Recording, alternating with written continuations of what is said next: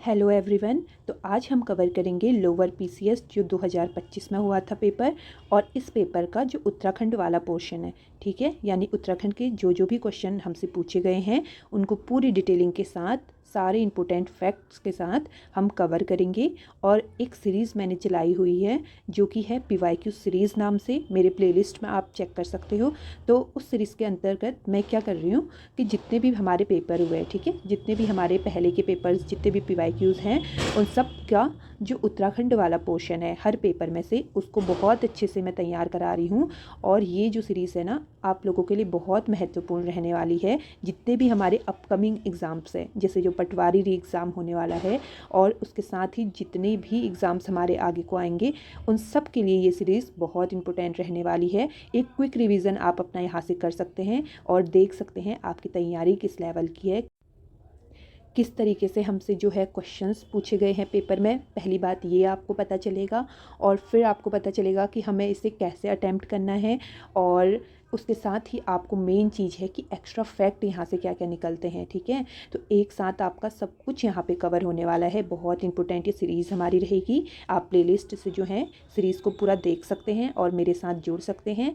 तो इसी के साथ हम शुरू करते हैं हमारा आज का लेक्चर। तो बढ़ते हैं हमारे आज के फर्स्ट क्वेश्चन में, ठीक है। तो अब फर्स्ट क्वेश्चन है, चमोली के भोटिया के संबंध में मैत एवं गुंसा से तात्पर्य है कर, मोटा अनाज, निवास स्थान या फिर उनके आभूषण। तो क्या राइट आंसर हो जाएगा? उनका क्या है? निवास स्थान है, ठीक है। और भोटिया से हमारे काफ़ी जो है क्वेश्चंस यहाँ पे बनते हैं सारी ट्राइब से, तो ट्राइब्स को बहुत अच्छे से कवर करना है। और भूटिया मैंने पहले भी कराया हुआ है, बट यहाँ पे एक बार और इसको क्विक रिवीजन हम करते हैं, ठीक हो गया। सबसे पहले एक ईयर मैंने आपको याद करने को कहा था, 1967। क्या होता है 1967 में? उत्तराखंड की 5 जनजाति को जो है अनुसूचित जनजाति का दर्जा दिया जाता है। जौनसारी, भोटिया और थारू, बुक्सा और राजी जनजाति को, ठीक है। 5 जनजाति क्या है उत्तराखंड में पाई जाती हैं।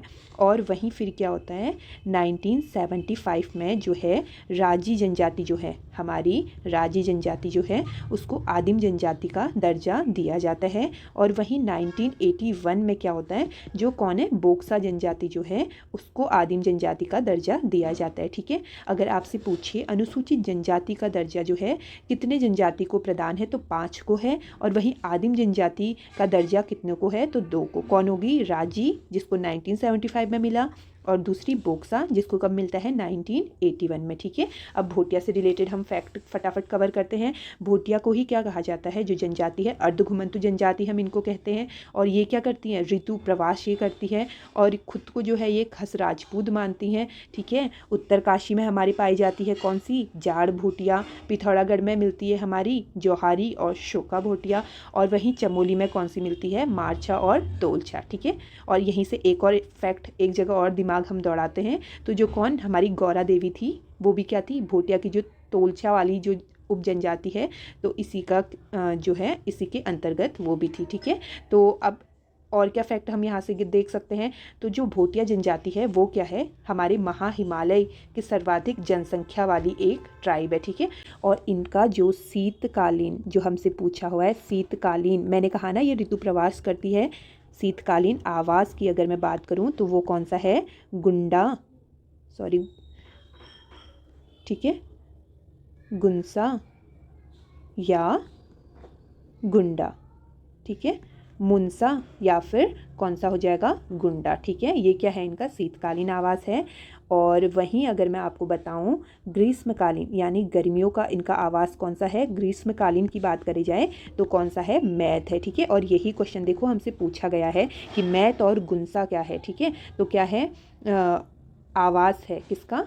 भोटिया ट्राइब्स का। अब देखो ठंडों में तो क्या करते हैं, ये हिमालय से थोड़ा नीचे की ओर आ जाते हैं, तो उसी को हम क्या कहते हैं? गुंसा या फिर गुंडा हम क्या आवास कहते हैं, ठीक है। और वहीं जब गर्मी होती है तो ये क्या करते हैं, हिमालय की तरफ को चले जाते हैं और उसी को हम क्या कहते हैं, मैत कहते हैं, ठीक है। और हम यहाँ से क्या देख सकते हैं कि इनका जो मुख्य पेय है, एक पेय ये बनाते हैं, मतलब जैसे छाछ का कुछ ये बनाते हैं तो उसको क्या बोलते हैं, जया ये लोग कहते हैं, ठीक है। और इनकी सामाजिक व्यवस्था कैसी है, मातृसत्तात्मक है या फिर पितृसत्तात्मक, तो क्या हो जाएगा, पितृसत्तात्मक इनकी सामाजिक व्यवस्था है, ठीक है। और अपने संबंधियों को ये क्या कहते हैं, स्वारा कहते हैं, ठीक है, इम्पोर्टेंट है। और ये क्या करते हैं, गवना संस्कार इनमें देखने को मिलता है, गवन संस्कार इसके लिए, जो मृतक है, जिनकी मृत्यु हो चुकी है, तो उनकी आत्मा की शांति के लिए ये क्या करते हैं, गवन संस्कार करते हैं। 2 प्रथाएं, विवाह प्रथा 2 इनमें प्रचलित है। विवाह प्रथा कौन सी, एक तो तत्सत और एक दामोला, ठीक है।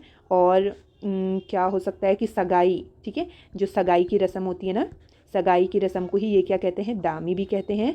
तो सगाई की एक रस्म है कौन सी, थौची, सगाई को क्या कहते हैं, दामी भी कहते हैं। और सगाई की जो रस्म है उसको क्या बोला जाता है, थौची बोला जाता है, ठीक है। विवाह के समय पे ये क्या करते हैं, पौड़ा नृत्य, बहुत इंपॉर्टेंट पूछता है, पौड़ा नृत्य किस टाइप का है, तो कौन करती है, भोटिया जनजाति करती है। किस टाइम पे, विवाह के टाइम पे हाथ में रुमाल लेके करती है। और क्या इंपॉर्टेंट यहाँ से हो सकता है कि जो कंडाली उत्सव है, ठीक है, कंडाली जो उत्सव है वो 12 साल में एक बार मनाया जाता है, ठीक है। कुंभ भी क्या होता है, 12 साल में एक बार मनाया जाता है ना, तो उसी तरह कंडाली उत्सव भी 12 वर्ष में एक बार मनाया जाता है, किसके द्वारा, भूटिया ट्राइब्स के द्वारा, ठीक हो गया।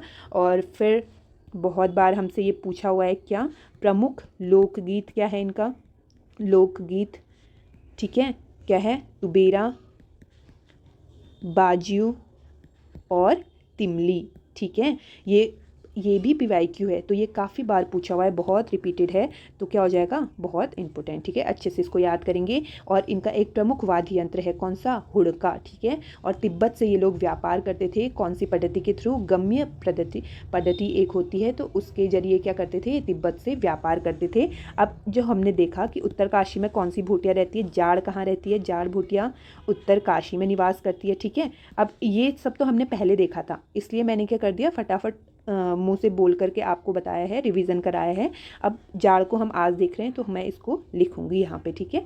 तो इनका जो मूल गांव है, मूल गांव की अगर मैं बात करूँ, उत्तरकाशी में भी ये कहाँ रहते हैं, तो जो जादुंग गांव है, जादुंग गांव में ये लोग रहते हैं, ठीक है। अपने को क्या कहते हैं, ये जनक का वंशज, जनक जो थे ना उनका वंशज ये अपने को मानते हैं, ठीक हो गया। और बौद्ध धर्म को ये लोग मानते हैं। और क्या हो जाएगा कि इनका अगर मैं बोलूँ प्रमुख त्यौहार क्या है, प्रमुख त्यौहार अगर मैं बताऊँ तो कौन सा हो जाएगा, लौसर हो जाएगा और सुरगेन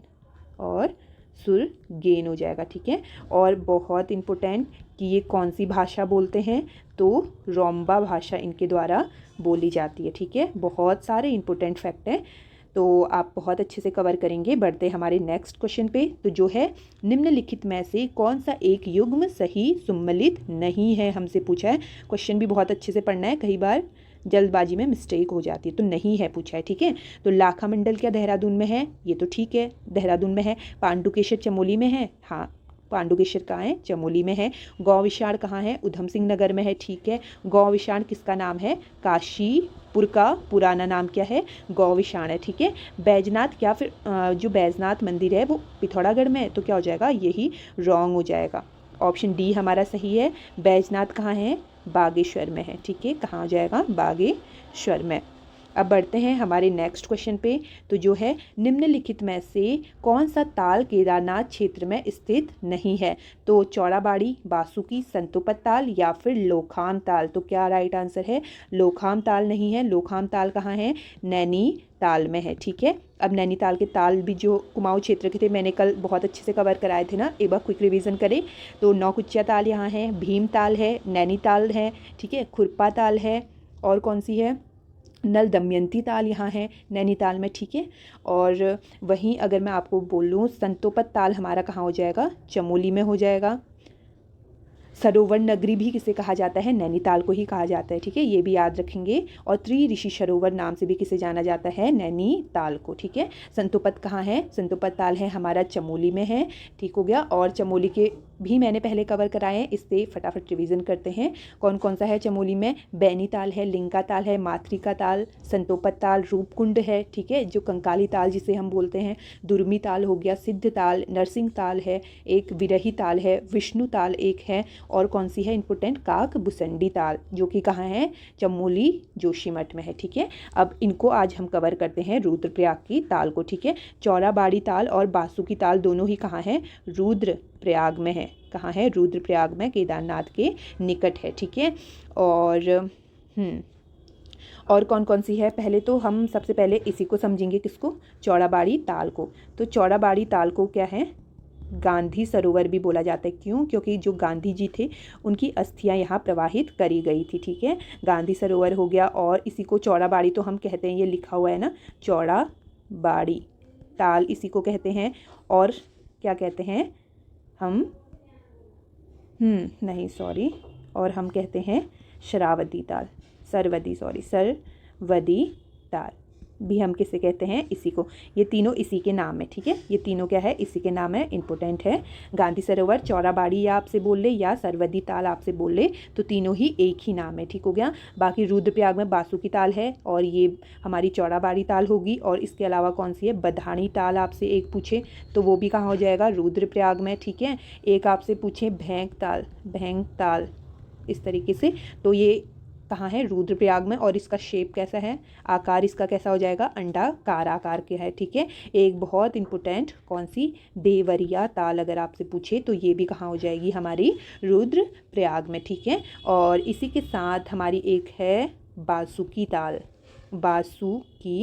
ताल भी कहाँ है, रुद्रप्रयाग में है, ठीक है। तो सारे ताल इंपॉर्टेंट हैं। चमोली हमने पहले कवर करा, इसी तरीके से हम सारे जिलों के कवर करेंगे, ठीक है। तो इसको आप आज तैयार करेंगे। अब बढ़ते हैं हमारे नेक्स्ट पे, तो जो है टिहरी राज्य की प्रथम प्रिंटिंग प्रेस किस शासक के द्वारा प्रारंभ की गई थी। बहुत रिपीटेड काफ़ी बार पूछता है, तो किसने करी थी, प्रताप शाह के द्वारा करी गई थी, ठीक है। अब प्रताप शाह क्या किस शासन का है, तो टिहरी रियासत जो एक हमारी थी, ठीक है, जो पवार वंश था उसी की क्या थी, जनरेशन ये थी। तो टिहरी रियासत का जो है राजा है कौन, प्रताप शाह है। तो टिहरी रियासत के राजाओं के बारे में मैंने पहले भी आपको बताया है। तो कौन है, फर्स्ट सुदर्शन शाह, फिर भवानी शाह, फिर प्रताप शाह तीसरे नंबर का, प्रताप शाह के बाद आता है कीर्ति शाह, फिर आता है नरेंद्र शाह, और लास्ट में कौन आता है, मानवेंद्र शाह कौन होता है, लास्ट राजा होता है। फिर 1 अगस्त 1949 को क्या हो जाता है, टिहरी रियासत का जो है विलय हो जाता है, कहाँ, भारत में, ठीक है। तो इसको आप याद रखेंगे। अब समझते हैं प्रताप शाह के बारे में सारे फैक्ट, ठीक है। प्रताप शाह को अब अच्छे से समझते हैं। तो ये पेन थोड़ा ठीक है। अगर आपसे पूछे कि टिहरी में फर्स्ट जो अंग्रेजी स्कूल था, प्रथम अंग्रेजी स्कूल भी इसने खोला था, कब, 1883 में इसने खोला, ठीक है। और फर्स्ट इसने जो है पुलिस विभाग की भी स्थापना इसी ने करी थी, किसमें, टिहरी में। और इसी के काल में क्या है, फर्स्ट प्रिंटिंग प्रेस भी इसी ने लगाई थी, ठीक हो गया। और बहुत इम्पोर्टेंट क्या, टिहरी में प्रथम वन विभाग की स्थापना भी कब होती है, इसके ही टाइम पीरियड में, इसके द्वारा 1885 में, ठीक है। ईयर आप लोग याद रखेंगे, इम्पोर्टेंट है। और वहीं फर्स्ट खैराती दवाखाना के बारे में अगर आपसे पूछे तो ये भी कौन खोलता है, प्रताप शाह खोलता है, ठीक हो गया। और बाकी प्रताप नगर की स्थापना ये करता है, एक नगर अपने नाम से ये स्थापित करता है, प्रताप नगर। और इसी का पुराना नाम क्या होता है, डाकधार अगर आपसे पूछे किसका पुराना नाम है, तो प्रताप नगर का पुराना नाम है। और स्थापना कौन करता है, प्रताप शाह करता है, ठीक है। और प्रताप शाह ने ही क्या करा था, अपने टाइम पे जो भूमि बंदोबस्त है उसमें जूलिया पैमाइश का इस्तेमाल करा था, ठीक है, ये भी आप ध्यान में रखेंगे। और बाकी जो ये अंग्रेजी स्कूल वाला है ना, ये फर्स्ट वाला, ये बहुत इंपॉर्टेंट है, PCS में भी ये रिपीट हुआ था, और बहुत जगह ये रिपीट होता है, तो इसको आप अच्छे से याद करेंगे, ठीक है। कब खोला था ये भी याद रखेंगे, और अंग्रेजी स्कूल किसने खोला था, तो प्रताप शाह ने, ये भी नाम याद रखेंगे। अब बढ़ते हैं हमारी नेक्स्ट पे। तो नेक्स्ट क्वेश्चन है, गढ़वाल शासकों की निम्नलिखित में से कौन सी क्रमानुसार सूची सही है। अजयपाल दिया हुआ है, बलभद्रपाल, सहजपाल और श्यामसा। तो ठीक है, इनका सीक्वेंस देखते हैं। तो जो अजयपाल है ना, ये 37 नंबर का था, और 37 नंबर का कौन था, अजयपाल। और इसका नंबर भी याद रखना है क्योंकि अजयपाल क्या है, बहुत इंपॉर्टेंट है, ठीक है। फिर 38 में हमारा आता है एक कलियाड़ शाह, ठीक है। फिर उसके बाद आता है कौन, 42 में सहजपाल। तो सहजपाल, अब देखो कौन सा ऑप्शन ए में अजयपाल गिवन है। 3 तो हमारा सही, सॉरी डी हमारा गलत हो जाएगा, ठीक है। 3 सहजपाल फर्स्ट में नहीं हो सकता, अजयपाल फर्स्ट में आएगा। फिर अजयपाल के बाद हमारा है सहजपाल। तो ऑप्शन में 1 और 3 इसमें है, 1 और 3 बी और सी में है, तो इनमें से हमें चेक करना है, ठीक है। फिर हमारा 43 नंबर पे कौन आता है बलभद्र शाह, ठीक है, बलभद्र शाह आता है। तो फिर हमारा सही हो जाएगा कौन सा, ऑप्शन बी आएगा, ठीक है, थर्ड के बाद, और लास्ट में हमारा आएगा श्यामसा। तो ऑप्शन सी हमारा यहाँ से सही होता है। तो लेकिन हमें सीक्वेंस आगे को समझ लेते हैं। फिर आता है हमारा 44 नंबर पे कौन, मानशाह आते हैं, मानशाह। फिर आते हैं कौन, 45 नंबर पे आते हैं श्यामसा, ठीक है, श्यामसा। फिर आते हैं महीपति शाह। फिर कौन आता है, पृथ्वीपति शाह आते हैं, ठीक है। और ये रहा इनका सीक्वेंस। फिर आते हैं कौन, मेदिनी शाह आते हैं, मेदिनी शाह। फिर है एक फतेह शाह, और फिर आते हैं उपेंद्र शाह आता है। फिर कौन आता है, प्रदीप शाह आता है। और फिर आता है ललित शाह आता है। और फिर कौन आता है, 53 नंबर पे आता है हमारा जयकृत शाह। और फिर आता है हमारा लास्ट प्रद्युमन शाह, ठीक है। और गोरखा युद्ध में, जब गोरखाओं से युद्ध होता है तो कब, 14 मई 1804 में क्या होता है, खुड़बुड़ा युद्ध में इसकी जो है मृत्यु हो जाती है, और वहीं जो पवार डायनेस्टी है वो ख़त्म हो जाती है, ठीक है। तो ये सीक्वेंस याद करेंगे क्योंकि एक बार क्वेश्चन पूछा है तो हो सकता है अगली बार भी वो किसी और का नाम दे करके हमसे क्वेश्चन पूछ ले, ठीक है। अब बढ़ते हैं नेक्स्ट पे। तो जो है आंदोलन हमें गिवन है और कौन उसके प्रेरणता है, तो ये हमें बताना है, ठीक है। अभी कितना रिपीट हो गया, सोचो कितने बार हमने इसे कवर कर लिया है। चिपको आंदोलन किसका है, गौरा देवी। तो ए में तो क्या होगा, 1 होगा। अब कितना सिंपल ये है कि एक ही में 1 दिया हुआ है, ठीक है।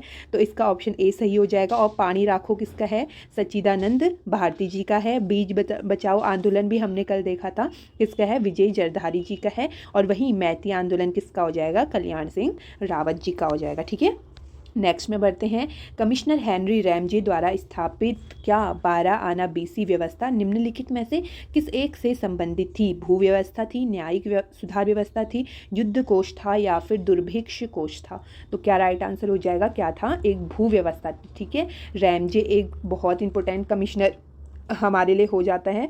तो रैमजे को हम क्या करेंगे, बहुत अच्छे से कवर करेंगे, ठीक है। तो रैमजे के बारे में सारे कॉन्सेप्ट समझते हैं। तो रैमजे का काल शुरू होता है कब, 1856 से लेकर के 1884 तक रैमजे का काल रहता है, ठीक है। और जो रैमजे है, जो क्या होता है, जो डलहौजी होता है ना, उसका क्या होता है, चचेरा भाई होता है। और कहाँ का रहने वाला है, स्कॉटलैंड का रहने वाला ये होता है, ठीक है। और इसका जो विवाह है वो किससे होता है, जो लूसिंगटन है ना, इससे पहले मतलब जो कमिश्नर रहा होता है, तो उसकी बेटी के साथ इसका विवाह होता है। और ये क्वेश्चन भी पूछा हुआ है, हाँ, PYQ है, इसलिए याद रखेंगे आप। लूसिंगटन की बेटी से क्या होता है, इसका विवाह होता है, ठीक है। इसी को हम क्या बोलते हैं, बेताज बादशाह बोलते हैं, मुकुट रहित बादशाह इसी को बोलते हैं। और बाबर, जो भाबर वाला क्षेत्र है वहाँ का क्या बोलते हैं, विश्वकर्मा भी इसे बोला जाता है, क्योंकि वहाँ के जो है सुधार के लिए इससे काफ़ी कार्य करा होता है, ठीक हो गया। और इसीलिए ये क्या करता है, जो तराई भाबर का विकास के लिए क्या करता है, वहाँ काफ़ी नहरें बनाता है, वहाँ की सिंचाई व्यवस्था को अच्छी करने के लिए।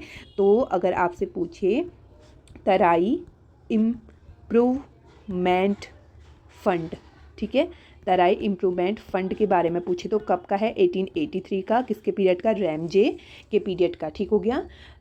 तराई इम्प्रूवमेंट फंड 1883 का है, ईयर याद रखेंगे, ठीक है। और फिर क्या होता है इसी के टाइम पीरियड में 1867 में क्या होता है, नैनीताल में जो है फर्स्ट बार क्या आता है, भूस्खलन आता है। नैनीताल में भूस्खलन जो है आपदा आती है कब, 1867 में। तो इस भूस्खलन का जो है पता लगाने के लिए ये क्या करता है,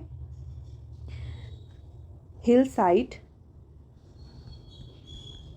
साइट सेफ्टी कमेटी का गठन करता है, ठीक है। कौन, अगर आपसे पूछे हिल साइड सेफ्टी कमेटी का गठन कौन करता है, तो रैमजे करता है, ठीक है। जो भूस्खलन हमारा आता है 1867 में नैनीताल में, उस भूस्खलन का पता लगाने के लिए, ठीक हो गया। और वहीं एक इम्पोर्टेंट इससे बनता है कि जो कुष्ठ रोगी होते हैं, ठीक है, कुष्ठ रोगियों पर ये क्या करता है, ध्यान देता है, ठीक है। जो कुष्ठ रोगी है उनके लिए भी ये काफ़ी कार्य करता है।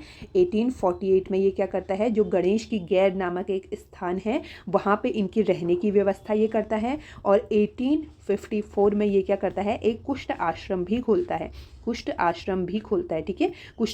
जो कुष्ठ रोगी है उनके लिए किसने कार्य करा, अगर आपसे ये पूछे तो आप क्या आंसर टिक करेंगे, हेनरी रैमजे ने करा था, ठीक है। और बहुत इम्पोर्टेंट कि उत्तराखंड में जो आपदा प्रबंधन, ठीक है, आपदा प्रबंधन का फर्स्ट प्रयास भी किसने करा था, रैमजे ने करा था, ठीक हो गया। और ये पूछता है तो इसको आप बहुत अच्छे से याद करेंगे कि उत्तराखंड में आपदा प्रबंधन का फर्स्ट प्रयास किसके द्वारा करा गया था, हेनरी रैमजे के टाइम पे करा गया था।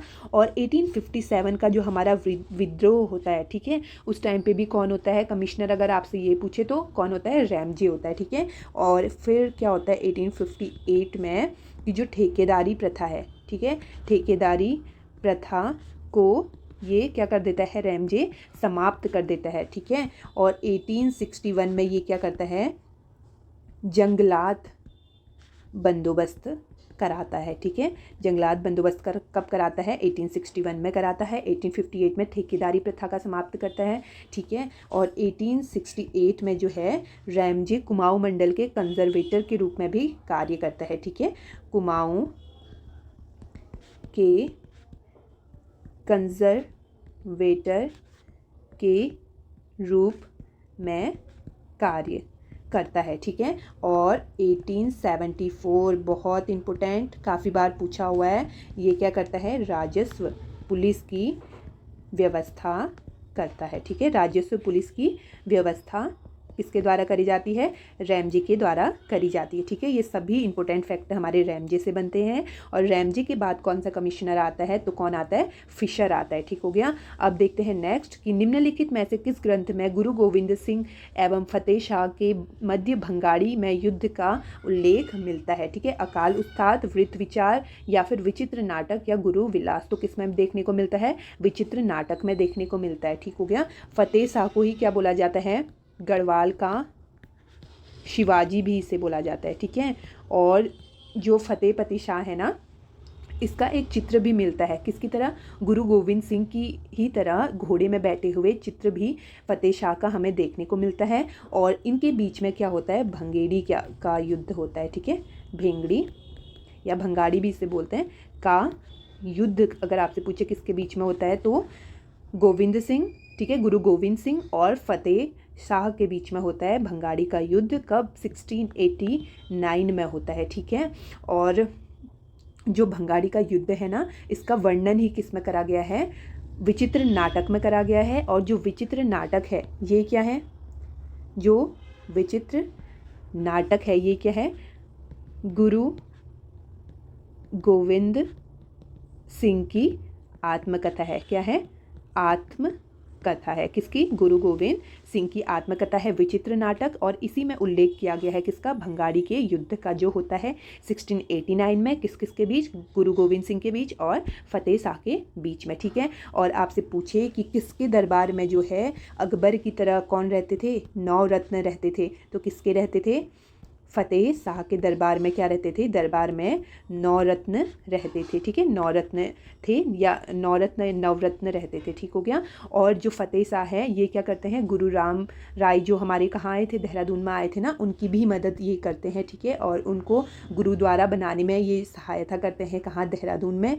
तो 3 गांव दान में देते हैं गुरु राम राय जी को, कहाँ के, देहरादून के। कौन कौन से भी याद रखना है क्योंकि हमारा ये भी क्वेश्चन बना है किसमें, अपर पीसीएस में। खुड़बुड़ा, राजपुर और चामासारी।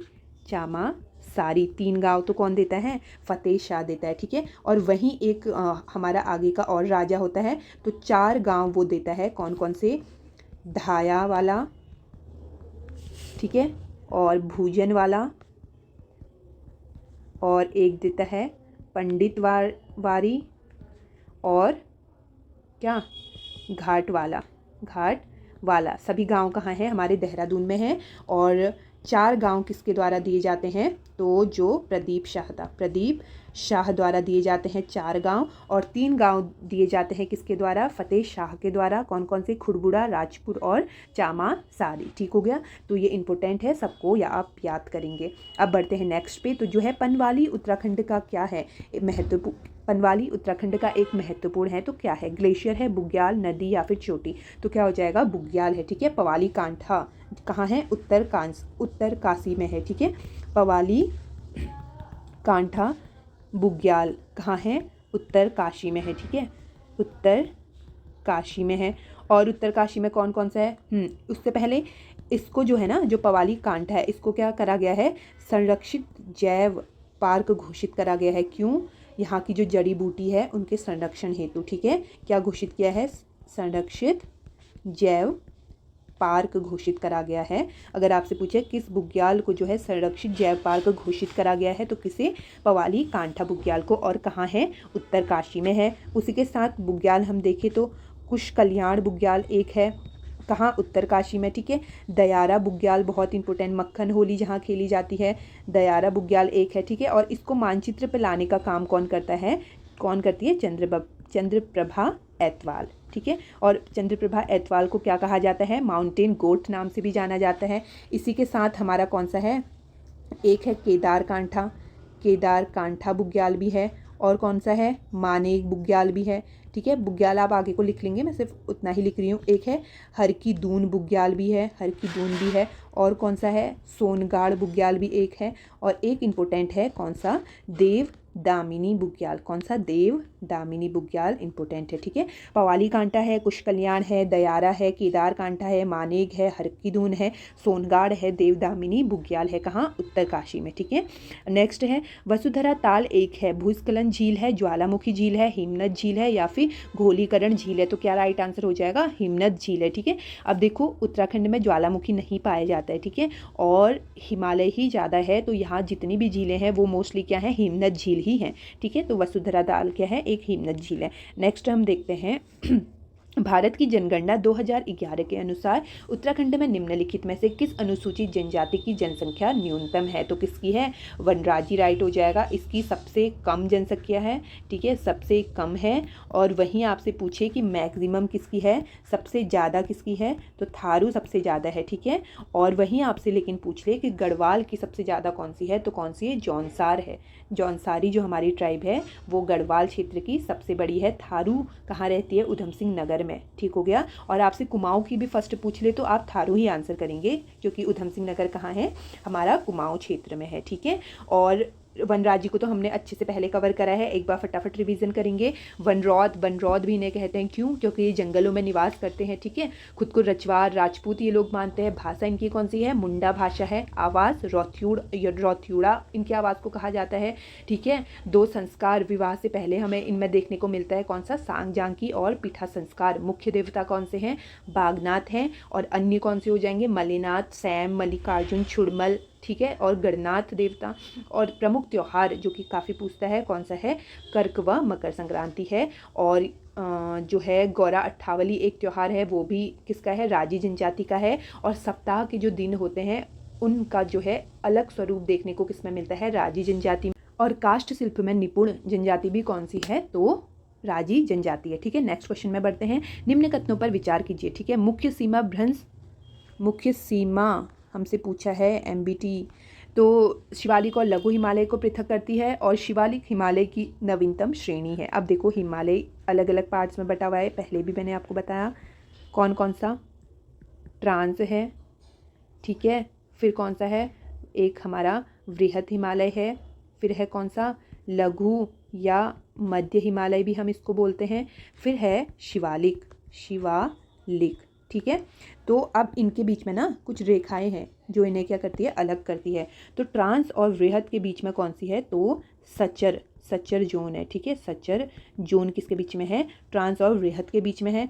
वही वृहत और लघु या मध्य के बीच में अगर मैं बोलूँ तो कौन सी हो जाएगी? MCT, यानी केंद्रीय, मुख्य केंद्रीय भ्रंश। ठीक है, मुख्य केंद्रीय बोल रहा है। ठीक है, सेंट्रल, केंद्रीय किसके बीच में है? वृहत या फिर लघु या मध्य हिमालय के बीच में। अगर वहीं आपसे पूछ दे जो क्वेश्चन में पूछा हुआ है, क्या मुख्य सीमा भ्रंश अगर आपसे पूछे, यानी मेन बाउंड्री थ्रस्ट किसके बीच में है? तो लघु या मध्य या फिर शिवालिक के बीच में है। ठीक है, फिर नीचे को हमारा तराई वाला रीजन आ जाता है। तो तराई शिवालिक को कौन अलग करता है? HFT, यानी हिमालयन फ्रंट थ्रस्ट। ठीक हो गया, तो ये काफ़ी पूछता है, इसको आप अच्छे से याद करेंगे, ये वाला भी पोर्शन। ठीक है, तो बढ़ते हैं नेक्स्ट पे, जो है जनगणना से रिलेटेड क्वेश्चन। और जनगणना से इस पेपर में बहुत क्वेश्चन पूछे गए थे, इसमें बहुत ही पूछे गए थे। वैसे औरों में भी पूछता है, पर इसमें 4-5 क्वेश्चन एक साथ पूछ लिए थे। तो देखते हैं क्या पूछा है। भारत की जनगणना 2011 के अनुसार उत्तराखंड में सर्वाधिक जनसंख्या वाले जनपदों का आरोही क्रम लगाए, यानी कि बढ़ता हुआ क्रम हमें लगाना है। ठीक है, अब सर्वाधिक वाले हम देखेंगे और कौन से देखेंगे? कम वाले देखेंगे। ठीक है, सर्वाधिक सबसे ज़्यादा कहाँ है जनसंख्या? तो हरिद्वार की है सबसे ज़्यादा, फिर सेकंड नंबर पे किसकी है? देहरादून की है, और थर्ड नंबर पे किसकी है? तो उधम सिंह नगर की है। ठीक है, वहीं सबसे कम जनसंख्या किसकी है? तो रुद्रप्रयाग की है। सबसे सेकंड नंबर पे कम किसकी है? चंपावत की है। और तीसरे नंबर पे किसकी है? तो बागेश्वर की सबसे कम जनसंख्या है। ठीक है, तो कौन सा राइट आंसर हमारा हो जाएगा? बढ़ते हुए क्रम में लगाना है। ठीक है, हरिद्वार फर्स्ट में नहीं होगा क्योंकि बढ़ते हुए क्रम में लगाना है, दोनों ऑप्शन गलत। देहरादून भी नहीं हो सकता, तो ऑप्शन डी हमारा सही होगा। सबसे कम उधम सिंह, मतलब तीनों में हरिद्वार सबसे ज़्यादा, फिर देहरादून और फिर उधम सिंह नगर। ठीक है, बढ़ते हैं नेक्स्ट पे। देखो नेक्स्ट क्वेश्चन भी किससे रिलेटेड है? जनसंख्या से। क्या पूछा है? भारत की जनगणना 2001 एवं 11 के अनुसार उत्तराखंड में 2001 और 2011 में जनसंख्या का घनत्व क्रमशः कितना था? तो देखो जनसंख्या घनत्व क्या होती है? सबसे पहले 1 स्क्वायर किलोमीटर, यानी 1 स्क्वायर किलोमीटर में कितने लोग रह रहे हैं। ठीक है, वही क्या है? जनसंख्या घनत्व है। तो 2001 में कितना था? 159 थी, और 2011 में कितनी थी? 189, यानी 30 का इंक्रीमेंट हुआ है। तो कौन सा ऑप्शन राइट हो जाएगा? ऑप्शन डी यहाँ पे सही है। 159 और 189 व्यक्ति प्रति वर्ग किलोमीटर में है। ठीक है, नेक्स्ट देखते हैं। बैलाकुची आपदा के बारे में हमसे यहाँ पे पूछा हुआ है। तो बैलाकुची आपदा कब की है? 1970 की है, और 20 या फिर 21 जुलाई की है। ठीक है, और कहाँ ये घटना होती है? तो चमोली की ये घटना है, चमोली की है। ठीक हो गया, और होता क्या है कि अलकनंदा जो नदी है ना, उसमें घटित होने वाली ये एक घटना है। भूस्खलन और बाढ़ की ये घटना है। इसमें क्या होता है? जो बैलाकुची वाला कस्बा है वो पूरा ही क्या हो जाता है? मलबे में धंस जाता है और तबाह हो जाता है। ठीक है, भूस्खलन की ये एक घटना है। ठीक हो गया, और यहीं पे हम अपना कवर करेंगे कि आपदा जो प्रबंधन मंत्रालय है, आपदा प्रबंधन मंत्रालय। ठीक है, इसका गठन करने वाला उत्तराखंड जो है राज्य हमारा देश में क्या था? फर्स्ट था। ठीक है, किसका गठन करने वाला? आपदा प्रबंधन मंत्रालय का गठन करने वाला। अगर इसकी अध्यक्ष की मैं बात करूँ, अध्यक्ष कौन होते हैं? तो मुख्यमंत्री होते हैं। ठीक है, हमारे मुख्यमंत्री होते हैं, और ये क्वेश्चन अभी जो पटवारी लीक हुआ था उसमें पूछा गया था। ठीक हो गया, और वहीं जो राष्ट्रीय आपदा प्रबंधन है उसका अध्यक्ष कौन होते हैं? तो कौन होते हैं? हमारे प्रधानमंत्री होते हैं। और एक इम्पोर्टेंट की क्या पूछता है? जो हमारा आपदा से निपटने के लिए जो भी हमारा मतलब प्राकृतिक आपदाओं से निपटने के लिए हमने किस देश का मॉडल अपनाया हुआ है? तो ऑस्ट्रेलिया देश का मॉडल हमने अपनाया है। ठीक है, किस देश का? ऑस्ट्रेलिया मॉडल हमने अपनाया हुआ है आपदा से निपटने के लिए। ठीक है, अब बढ़ते हैं नेक्स्ट पे। अब देखो पूछ लिया है हमसे हाइट। निम्नलिखित पर्वत शिखरों को उनकी ऊंचाई के घटते हुए क्रम में क्रम के अनुसार हमें लगाना है। ठीक हो गया। अब देखो ऑप्शन 1 सबसे बड़ी तो हमारी नंदा देवी है। ईस्ट या वेस्ट हमें नहीं दिया, नहीं कुछ भी ऐसा गिवन है, तो नंदा देवी को हम प्रिफर करेंगे। तो ऑप्शन ये देखो 3 एक ही में गिवन है, तो ऑप्शन सी इसका राइट आंसर हो जाएगा। नंदा देवी फर्स्ट होगी, और फिर दूसरी कौन सी होती है हमारी, कामेट होती है 7756 मीटर, और ये नंदा देवी कितनी है 7817 मीटर। ठीक है, फिर कौन सी हो जाएगी हमारी केदारनाथ, और फिर हो जाएगी हमारी पंचाचूली। पंचाचूली की कितनी है, क्योंकि पूछता है बहुत बार, 6904 मीटर, इसको याद करना है। ठीक है, बढ़ते हैं नेक्स्ट पे, तो जो है नेशनल पार्क से रिलेटेड, फूलों की घाटी नंदा देवी जीव मंडल का एक भाग है। नंदा देवी जीव मंडल यूनेस्को के विश्व प्राकृतिक धरोहर स्थलों में से एक है। तो हमें बताना है कि कौन कौन से स्टेटमेंट हमारे सही हैं। तो इसका आंसर कि दोनों सही हैं। ठीक है, अब फूलों की घाटी नंदा देवी क्या है, इस जो जीव मंडल है बायोस्फीयर रिजर्व है, इसका एक भाग है। और ये कब बनता है, नंदा देवी जीव मंडल कब बनता है, तो 1988 में इसका गठन होता है। और ये यूनेस्को का क्या है, पार्ट है, किसकी तरह, जो IUCN का प्रोग्राम है मैप का। ठीक है, मैन एंड बायोस्फीयर रिजर्व जो प्रोग्राम है, उसके तहत क्या करा गया है, नंदा देवी जो जीव मंडल है उसको यूनेस्को में दर्ज करा गया है। ठीक हो गया। और बाकी इसको रिवीजन करते हैं कि फूलों की घाटी कब बनती है, 1982 में बनती है, यूनेस्को में जाती है 14 जुलाई 2005 में। ठीक है, नंदा देवी कब बनती है, ये भी 1982 में बनती है, यूनेस्को में कब लिस्ट होती है, 1988 में होती है। ठीक है, नेक्स्ट देखते हैं अल्मोड़ा नगर जो है किन नदी के जलागम में स्थित है, तो सिंपल है, कौन सी वहाँ मेनली बहती है, तो कोशी और सुयाल दोनों ही बहती है। ठीक है, अब कोशी जो सुयाल रिवर है, तो ये तो अल्मोड़ा के पहाड़ी क्षेत्रों से ही निकलती है, और जो कोसी रिवर है वो कहाँ से निकलती है, कौसानी के धार पानी धार से जो है इसका उद्गम होता है। ठीक है, और इसी की घाटी को हम क्या कहते हैं, धान का कटोरा। किस नदी की घाटी को हम धान का कटोरा कहते हैं, तो कोशी नदी घाटी को कहते हैं। ठीक है, और रामनगर जो इलाका है वहाँ से ये मैदान में प्रवेश करती है, और जो सुल्तानपुर वाला इलाका है कहाँ, उधम सिंह नगर में, वहाँ से ये क्या हो जाती है, राज्य से बाहर चली जाती है। ठीक है, 168 किलोमीटर ये टोटल कहाँ बहती है, राज्य में बहती है। अब नेक्स्ट हम देखेंगे, निम्नलिखित में से किस स्थान में उत्तराखंड राज्य के प्रथम सुगंध उद्यान की स्थापना करी गई है।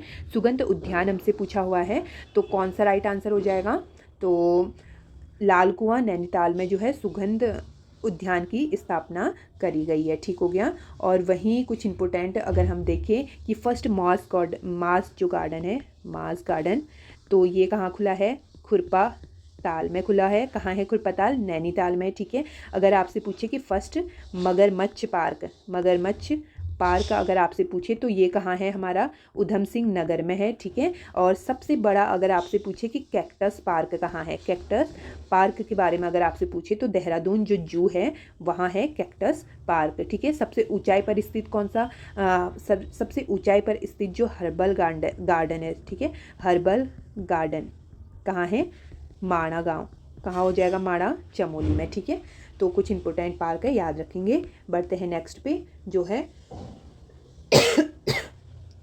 उत्तराखंड में प्रधानमंत्री किसान सम्मान निधि के संदर्भ में निम्नलिखित कथनों पर विचार करिए। 1 दिसंबर 2018 को ये प्रारंभ होती है, और इसमें 3 किस्त दी जाती हैं, 1 दिसंबर से 31 मार्च तक अवमुक्त करी जाती है। तो दोनों ही ऑप्शन हमारे क्या हो जाएंगे, सही हो जाएंगे। 3 किस्त इसमें दी जाती है 2000 करके। ठीक हो गया। और कब शुरू होती है, 2018 में। बढ़ते हैं नेक्स्ट पे, तो जो है निम्नलिखित में से किस नस्ल के पशुओं का संरक्षण एवं संवर्धन भ्रूण प्रत्यारोपण की तकनीकी के माध्यम से किया जा रहा है, तो रेड सिंधी नस्ल के पशुओं का, साहिवाल नस्ल के पशुओं का, गिर नस्ल के पशुओं का, तो क्या राइट ऑप्शन हो जाएगा हमारा, तीनों का करा जा रहा है। ठीक है, तो जो हमारी राष्ट्रीय डेयरी अनुसंधान संस्थान है, ठीक है, NDRI है, उसके माध्यम से जो क्या है अलग अलग पशुओं के संरक्षण के लिए जो है भ्रूण प्रत्यारोपण तकनीकी के माध्यम से इनका क्या हो रहा है, संरक्षण किया जा रहा है। ठीक है, अब एक बच्चा का भी जन्म हुआ था, ठीक है, गिर नस्ल की बच्चा का जन्म हुआ था इसी तकनीकी के माध्यम से, और उसका नाम क्या रखा गया था, गंगा। क्या रखा था, गंगा। ये आपसे पूछ सकता है। ठीक है, बढ़ते हैं नेक्स्ट पे। अब देखो फिर से जनसंख्या का क्वेश्चन यहाँ पे दे दिया है। जनसंख्या के लिए मैं अलग से एक टॉपिक में आपको बहुत अच्छे से कवर कराऊंगी। ठीक हो गया। अब यहाँ पे इसको डायरेक्ट हम देख लेते हैं। तो पूछा है उत्तराखंड में लिंगानुपात 2011 के अकॉर्डिंग लिंगानुपात क्या था, तो 963 लिंगानुपात था। ऑप्शन 2, 3 में गिवन है, ऑप्शन सी हमारा गलत हो जाएगा। दूसरा पूछा है उत्तराखंड में बाल लिंगानुपात कितना था, तो 890 था। ठीक है, तो ऑप्शन 1 है उसके बाद, तो ये गिवन है 21, 23, 23 गलत हो जाएगा, ऑप्शन ए राइट है। और तीसरा देख लेते हैं, जनसंख्या में घनत्व उत्तराखंड का कितना था, तो अभी ये पूछा हुआ था ना, 159 2001 में था, 189 कब था, 2011 में। ठीक है, शिशु मृत्यु दर के बारे में पूछा हुआ है, तो कितना है, 38 है। ठीक है, नेक्स्ट में बढ़ते हैं, तो जो है बिल लाओ इनाम पाओ योजना का संबंध किससे है, तो ये योजना मेनली थी ना, जो जीएसटी कर होता है उसकी जो चोरी को रोकने के लिए ये योजना लाई गई थी। और तो ये किससे हो जाएगी, हमारा कर विभाग के से जो है इसका संबंध हो जाएगा। ठीक है, नेक्स्ट में बढ़ते हैं, तो जो है उत्तराखंड राज्य में सर्वाधिक एवं न्यूनतम 1% वाले जिले क्रमशः है नैनीताल उधम सिंह नगर, या फिर अल्मोड़ा पौड़ी, पिथौरागढ़ चंपावत, या फिर पिथौरागढ़ पौड़ी। तो अब देखो जो 17वीं जो वन रिपोर्ट थी उसके अकॉर्डिंग ये पूछा हुआ है, तो ये ऑप्शन ए इसका राइट हो जाएगा। लेकिन 18वीं अब आ चुकी है, तो इसके हिसाब से क्या है, चंपावत तो क्या है, हाईएस्ट परसेंटेज वाला है, और वहीं उधम सिंह नगर तो सेम ही है, उधम सिंह का परसेंटेज क्या है, कम है। न्यूनतम प्रतिशत वाला कौन सा है, उधम सिंह नगर। चंपावत क्या है, हमारा सर्वाधिक प्रतिशत वाला। ठीक है, लास्ट क्वेश्चन है आज का, उत्तराखंड में प्रथम बार राष्ट्रपति शासन कब लगता है। ठीक है, तो कब लगता है, 27 मार्च 2016 में ये लगता है। ठीक है, और कब तक, 11 मई 2016 तक ये लगता है। ठीक है, टोटल कितने दिनों का लगता है, तो 46 दिन का लगता है, ये आपको याद रखना है। और वहीं अगर मैं आपसे बोलूँ उससे पहले 2 चरणों में इसे लगाया जाता है। ठीक है, पहला लगता है 27 मार्च से लेकर के 21 अप्रैल तक लगता है, कितने दिनों का, 25 दिनों का टोटल लगता है प्रथम चरण में। और द्वितीय चरण में कब से कब तक लगता है, तो 22 अप्रैल से लेकर के 11 मई तक लगता है, टोटल 19 दिनों का। ठीक है, और इस टाइम पे हमारे मुख्यमंत्री कौन होते हैं, किसके टाइम पे ये लगता है, तो हरीश रावत जी के टाइम पे ये लगता है। ठीक हो गया। बाकी अगर मैं आपसे पूछूं कि राष्ट्रपति शासन जो है इसके बारे में किसमें गिवन है, तो जो हमारा भाग 18 बोलता है इमरजेंसी के बारे में, तो जो उसका आर्टिकल है कौन सा, 356 आर्टिकल है, वो हमें राष्ट्रपति शासन के बारे में बताता है। और फर्स्ट बार अगर आपसे पूछे फर्स्ट बार कब लगा था, कौन से मतलब स्टेट में लगा था, तो पंजाब में सबसे पहले लगता है, कब, 1951 में लगता है। और अगर सर्वाधिक बार कहाँ लगा है आपसे पूछे, तो कहाँ लगा है, मणिपुर में लगा है। कितने बार, 11 बार लगा है। ठीक है, और उत्तराखंड में क्यों लगा था, तो जो राजनीतिक अस्थिरता के कारण जो है उत्तराखंड में राष्ट्रपति शासन लगाया गया था। ठीक हो गया, तो यहीं पे होता है हमारा आज का लेक्चर ख़त्म। तो ठीक है, थैंक यू। और बहुत अच्छे से ये सीरीज़ करनी है, ये सिर्फ पार्ट 1 है, और भी इसके क्वेश्चंस हैं जो कि मैं कल अपलोड करूँगी, कल जो है अच्छे से सॉल्व कराऊंगी। अब इतना बोल गई हूँ तो जीभ भी स्लिप कर रही है, तो इसके लिए भी आप लोग माफ़ करेंगे, थोड़ा सा कोऑपरेट करेंगे। ठीक है, और बाकी काफ़ी अच्छे से आपने ये सीरीज़ करनी है। ठीक है, बहुत हेल्पफुल रहेगा। जैसे आपको तो पता होगा सब लोगों को कि पीवाईक्यू कितना ज़्यादा रिपीट होता है। अभी देख लो कि कितने सारे पीवाईक्यू हमारे रिपीट हुए हैं, जो हमने काफ़ी बार कवर करे हैं पहले भी। ठीक है, पहले के लेक्चरों में भी। तो इसलिए पीवाईक्यू सेशन को अलग से टाइम देना है और बहुत अच्छे से इसे तैयार करना है। ठीक है, धन्यवाद। यहीं पे हम आज का लेक्चर ख़त्म करते हैं, मिलते हैं कल पार्ट 2 के साथ। ठीक है, थैंक यू सो मच।